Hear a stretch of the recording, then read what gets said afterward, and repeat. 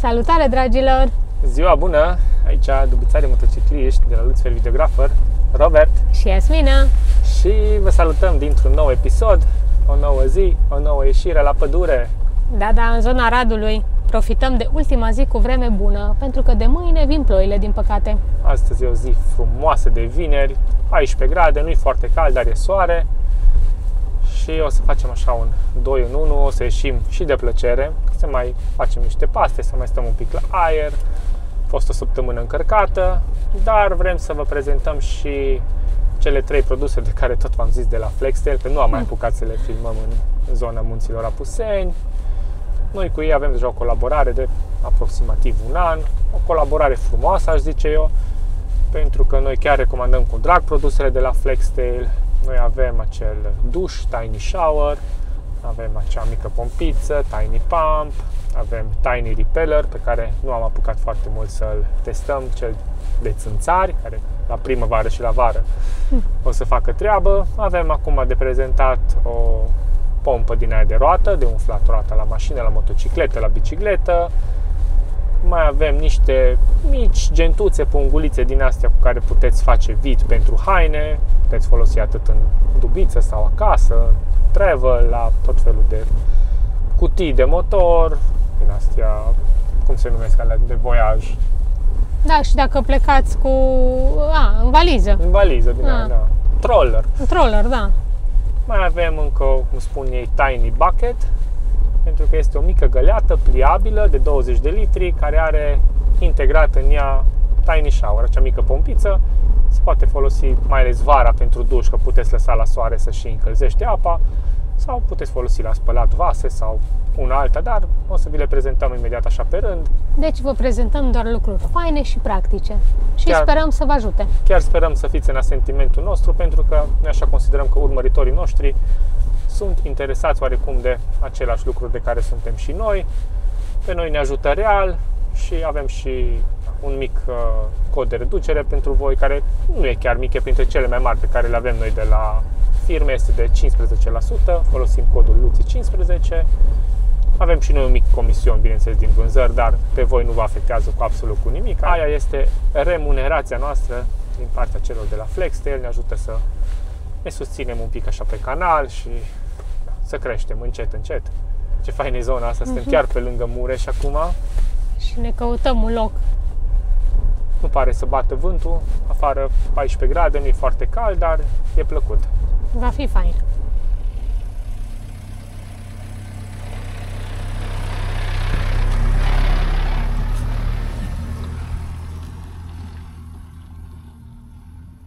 Ne-am parcat la soare, frumos pe malul Mureșului.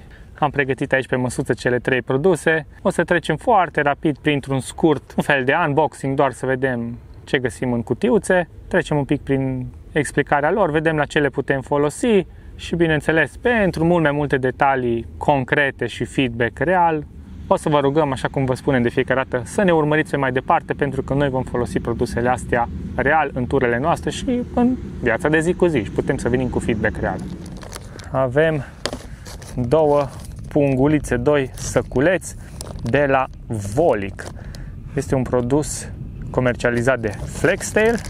Când am scos din punguță, găsim un mic adaptor care are legătură cu această mini pompiță Nano Pump 5. Se pare că au făcut un produs special pentru a vida. Ai de capul meu, ce drăguță e. Uitați aici cât este de mică. Adaptorul ăsta se pare că vine pus ori aici, ori aici. Aici ne scrie inlet și aici ne scrie outlet. Adică pe aici își trage aerul, pe aici îl dă afară. Noi probabil, ca să vidăm, logic ar fi să vină pus aici. Să vedem unde are butonul de pornire. Aici vedem o mufă USB tip C.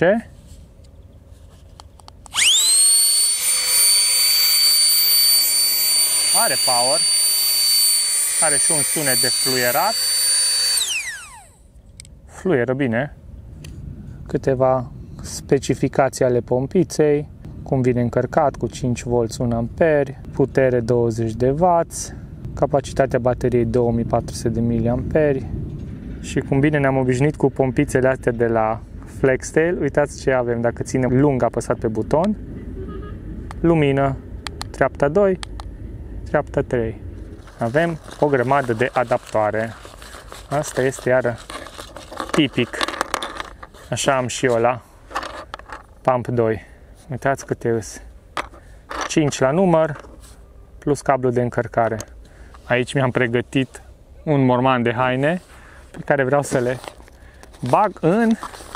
Mă credeți că e prima oară când o desfac. Deci chiar nici nu am studiat măcar dimensiunea. Uitați cât îi de încăpătoare. Se numește Easy Pack.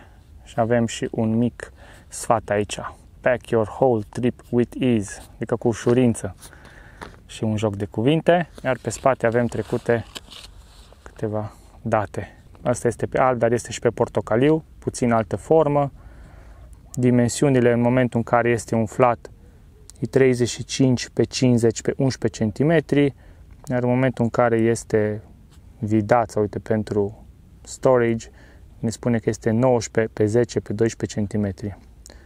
El are doar 180 de grame, materialul e din nylon. Interesant cum fermoarul devine complet impermeabil și vidabil. Aici putem vedea în capăt cum permite fermoarului să se așeze perfect. Trebuie tras tare și gata. Hai să-l umplem cu haine.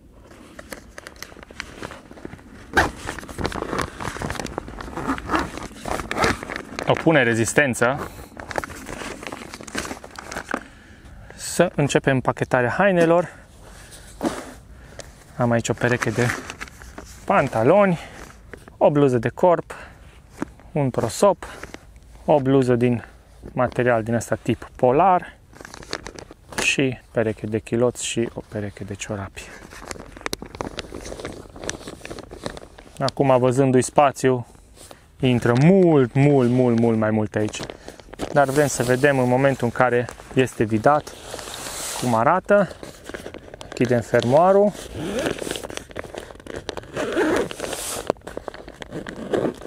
Foarte important aici în capăt să fie închis cum trebuie. Se desface aici căpăcelul. Cum v-am spus, ăsta și umflă și videază, dar noi acum vrem să vidăm. Deci o să conectăm partea de sus. Bine. Am aprins și lanterna, dar nu avem nevoie de ea. Dublu click.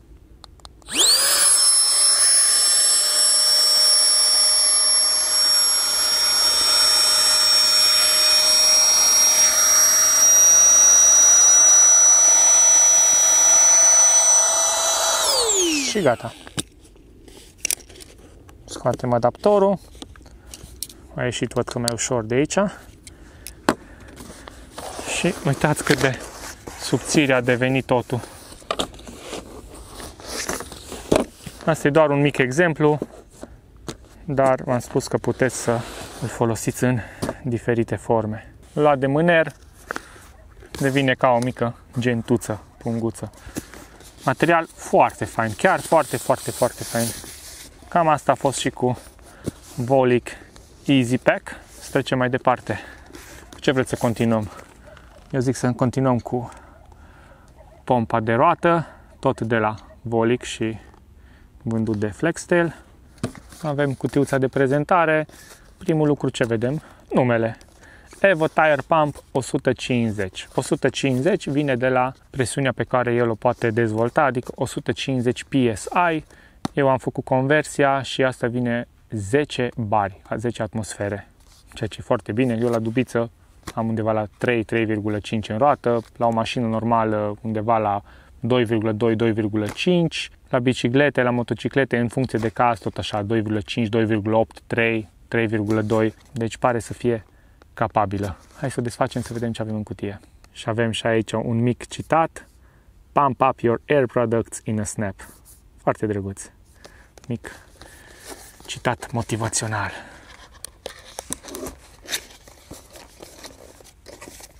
Vine împachetat foarte fain, de dimensiuni reduse, văd că. E prima oară când îl iau în mână. Oh, da. Se simte plăcut. E un material așa destul de dur. Aici putem vedea două mufe, USB tip A și USB tip C. Asta înseamnă că pe USB tip C îl încărcăm și pe USB tip A îl putem face un mic power bank. Aici pare ceva aerisire. Locașul unde vine conectat furtunașul. Aici pare un LED.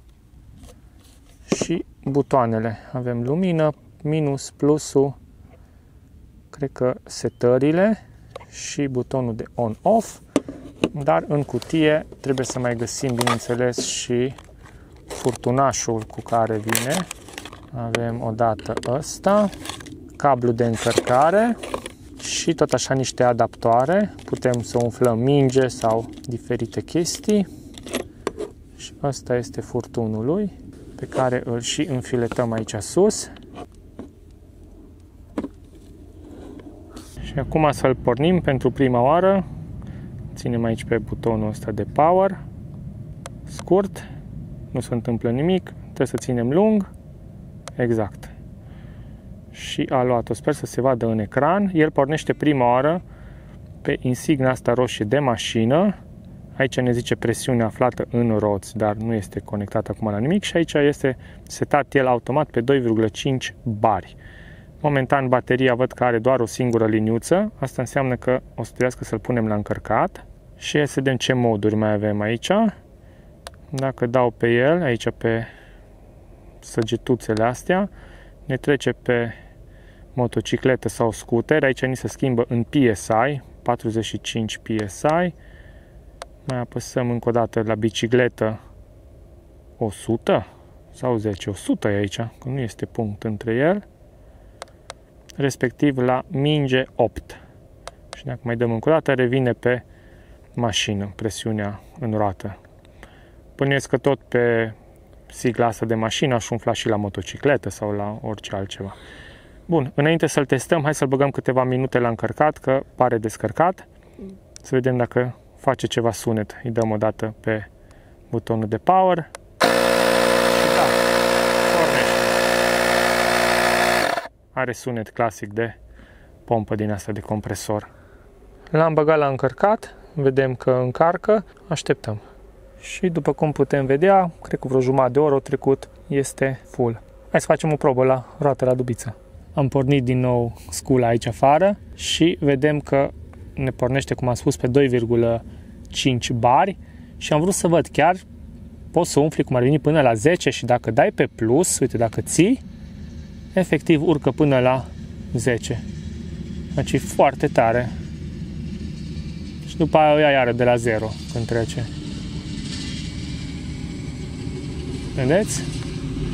Eu la dubiță, din câte știu, cred că am 3,5, dar mergem și verificăm acum să vedem cât ne arată la roată. Cu ocazia asta mai verific și presiunea în roți.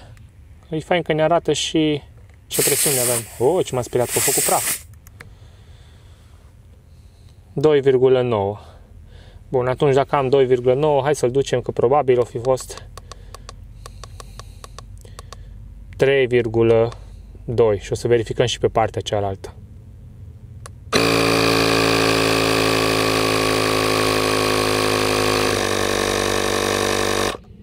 Bun. Durează ceva timp, bineînțeles, până umflă, pentru că este o pompă mică, dar ideea e că își face treaba. Hai să vedem și partea asta altă. Tot 3. Hai că mai dăm atunci aici să fie 3,2, să fie acum la fel.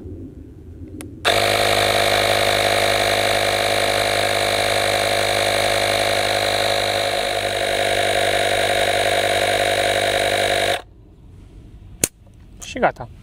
Jucăria funcționează. Acum nu o să mă pun să desumflu complet roata, dar face treabă. Ei garantează undeva la vreo 8 roți de mașină, probabil că la 2,5 bari, pentru că așa vine din start setat. Deci e o treabă foarte bună. Am mai văzut alte modele din astea de umfla roată și ziceau undeva la 4 roți de mașină. Deci asta vine cam dublu. Și partea faină e că, uitați, avem și lanternă. Poate rămâneți noaptea pe drum și nu trebuie să vedeți ce faceți. Are și pâlpetoare sau SOS. Și vreau să vă mai arăt că este și powerbank.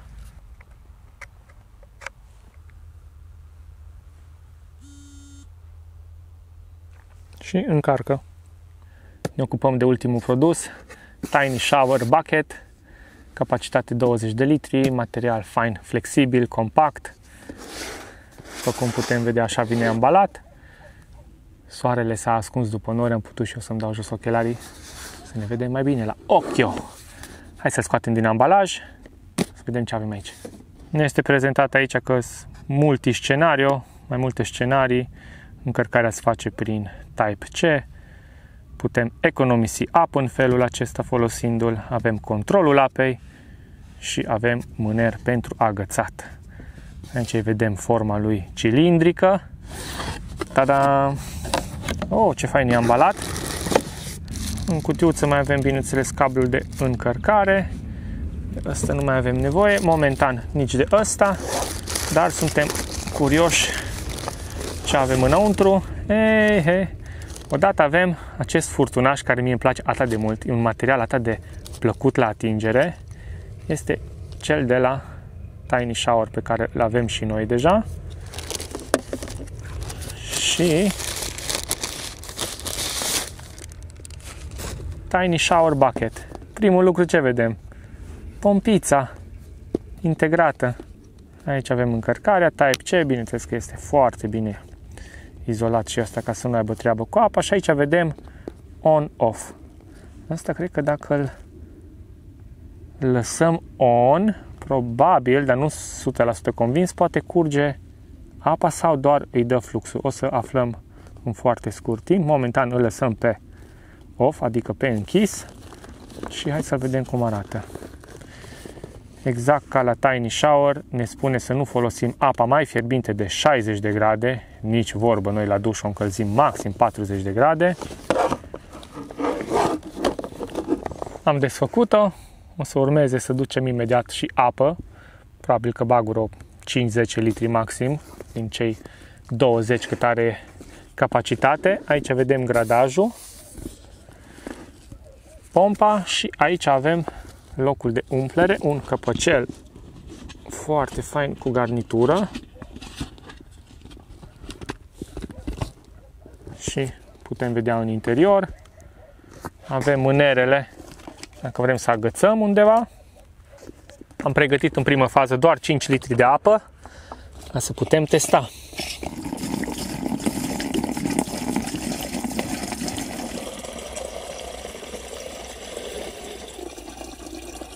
Cum am pus un pic de apă, deja altfel are ținuta. Și asta înseamnă 5 litri de apă. Hai să vedem și pe gradaj. Asta a fost foarte plin și ne arată că avem 5 litri și un pic. Și acum vine momentul adevărului. Vă spuneam de acest buton, dacă îl pot numi așa, on-off. Să vedem ce se întâmplă când îl deschidem. Curge prin cădere liberă. Aici, bineînțeles, putem conecta furtunul de duș și putem spăla diverse lucruri, putem să facem noi duș. Eu în Norvegia am spălat inclusiv dubița cu Tiny Shower pentru că am prins o vreme din aia ploioasă. Dar nu vă grăbiți că eu nu vă fugăresc, vă las în pace să vă faceți treaba. Pe 40 de kilometri de neasfaltat, deci a arătat mașina ca după război, dar până nu s-a uscat, cu presiunea asta mică, atât cât face Tiny Shower, am reușit să spăl și să clătesc dubița. Hai că imediat e ca nouă.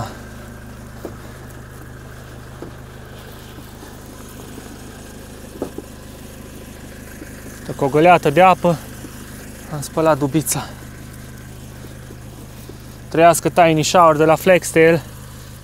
Ce am uitat să pun la comandă acum când mi-a venit acest Tiny Shower Bucket. Vă las acum o poză pe ecran. Eu am aici un mic adaptor din ăsta improvizat, o bucățică de plastic, dar ca să înțelegeți ideea, ca să puteți folosi, să spunem așa, mai practic pentru a spăla vase, dar acum văzând că el curge așa, e perfect, nici nu aveți neapărat nevoie. Iar partea e că vine cu acest adaptor care face aici click direct pe el. Auziți ce fain? Și atunci aveți o priză mult mai bună. Există un dispozitiv, ceva în genul ăsta, și îl puneți aici și atunci există căderea aia de apă mult mai practică. Dar eu acum, văzând cât de frumos curge așa, e perfect. Să vedem dacă face treabă și dacă îl pornim. Putem vedea lungimea furtunului, cred că are 2 metri. Deci partea faină e că putem pune la încălzit la soare, exact cum vedeți acum la mine pe mașină, că mi-am pus 10 litri de apă acolo în speranța că o să se încălzească ceva, posibil să fac astăzi un duș real. Dar fix așa bine putem să-l punem și ăsta sus pe mașină sau pur și simplu așa pe o măsuță, pe jos, oriunde. Am fi în noiembrie, nu o să se încălzească apa de la soare, dar puteți lăsa, nu știu, 5-6 litri de apă, pur și simplu de la temperatura de afară, și dacă aveți un aragaz sau ceva, puteți încălzi 2, 3, 4 litri de apă fiartă, puneți peste cât aveți, 6, 7, 8 litri și cu siguranță veți ajunge la o temperatură bună încât să puteți să faceți un duș. Ăsta este capul de duș. Este ceva mai simplu decât cel de la Max Shower. Sunt utilizatori printre noi care folosesc Max Shower și știu ce spun. Are capul ăla mai mare și se poate regla cumva jetul de apă. Aici singurul lucru ce se poate face este acea mică agățătoare și închide sau deschide prin răsucire. Dacă dăm înspre stânga, aici avem on, e deschis, și acum închidem. Asta fără să fim nevoiți să oprim din pompă.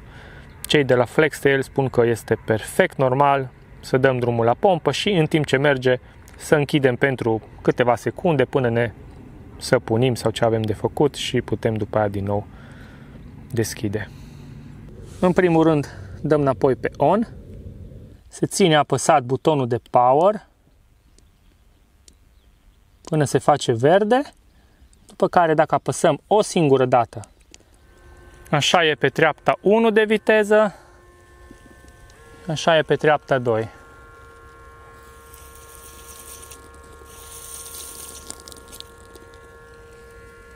Și acum mai apăsăm încă o dată, se stinge, putem închide și ținem apăsat lung pe power și se închide pompița.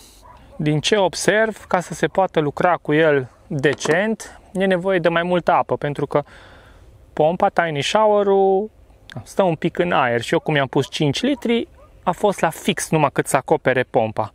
Așa că îi mai dau încă o dată 5 litri. Asta e jetul de la treapta 1. Cu asta ne spălăm noi de obicei cu Tiny Shower. Și treapta 2 este cam așa.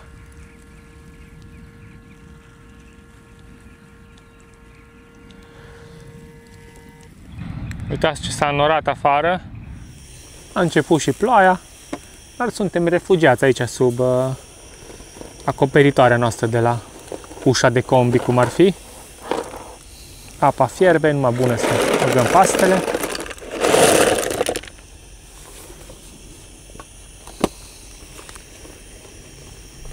Au fost foarte bune pastele, dar nu am mai filmat. Ne-a făgărit ploaia în mașină. Nu plouă tare, dar plouă și un pic a început vântul și nu puteam să stăm acolo afară până ne-am adunat. Între timp le-am mâncat repede să nu se răcească și nu am mai filmat nimic. Puteți să ne credeți pe cuvânt că au fost bune și dorim să vă mulțumim că ne-ați urmărit și de această dată. Mai avem și asemenea episoade din când în când cu plasare de produse.